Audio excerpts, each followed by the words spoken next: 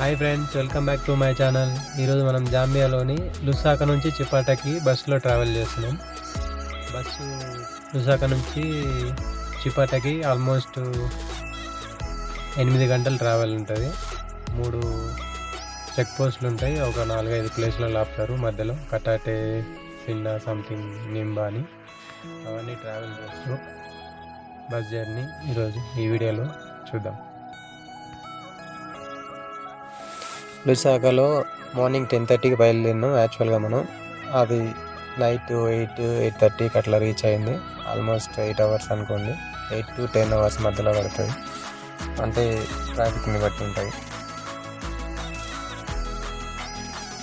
And also మధ్యలో కొన్ని చోట్ల 8-10 అవర్స్ జర్నీ కాబట్టి 2-3 స్టాపులు ఉంటాయి, పెద్ద పెద్ద స్టాపులు. అండ్ అంతే బ్రేక్ కోసం కూడా 2 సార్లు ఆపుతారు.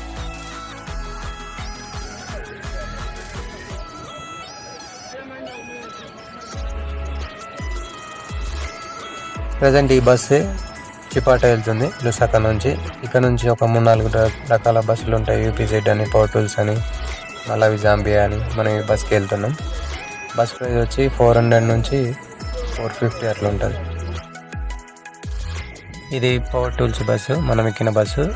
ఆల్మోస్ట్ 200 నుంచి 300 సీట్స్ ఉంటాయి. కంఫర్ట్గానే ఉంటాయి, కొంచెం లగ్జరీగానే ఉంటుంది బస్సు. దీనికంటే యూపీజెడ్ ఇంకా బాగుంటుంది.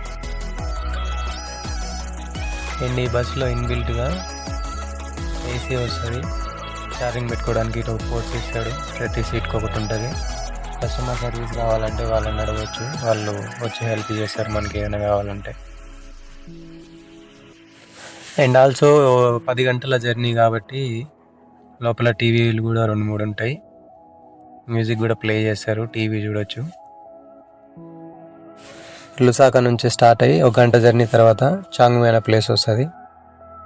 అక్కడ బస్ స్టాప్లో ఆపిరు.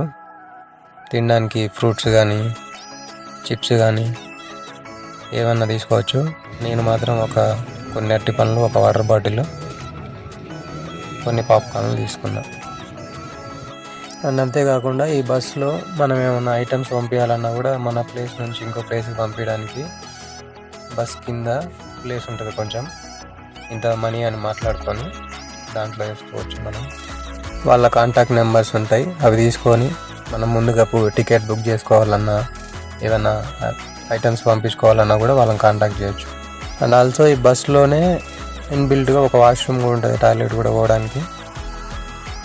ఒక 3 గంటల జర్నీ తర్వాత కొద్దిసేపు పక్క కాపీరు. ఇంకా టాయిలెట్ పోవడానికి ఎంతసేపు కూర్చొని కొంచెం కాళ్ళు వస్తాయి, కాసేపు దిగడానికి. ఒక 4 గంటల జర్నీ తర్వాత మధ్యలో ఒక బ్రిడ్జ్ వస్తుంది, వువాంగ్వా బ్రిడ్జ్ అని. బాగుంటుంది అది కొంచెం చూడడానికి. వాటర్ కూడా ఫ్లో అవుతాయి కింద నుంచి, బ్రిడ్జ్ కింద నుంచి. చాలా బాగుంటుంది చూడడానికి ఇది.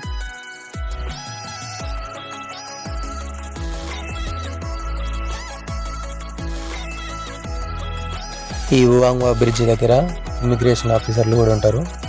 మన ఐడీలు, పాస్పోర్ట్లు అవన్నీ చెక్ చేస్తుంటారు. పక్కనే జాంబియా, మలావి కంట్రీస్ ఉంటాయి కాబట్టి చిన్న చెకింగ్ ఉంటుంది. అక్కడ ఒక 10 నిమిషాలు ఆపుతారు.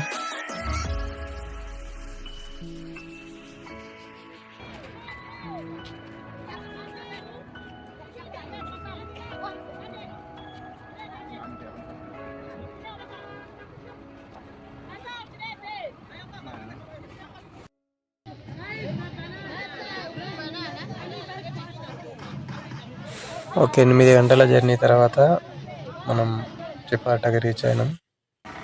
Thanks for watching. సబ్స్క్రైబ్ చేసుకోండి ఫ్రెండ్స్. Thank you.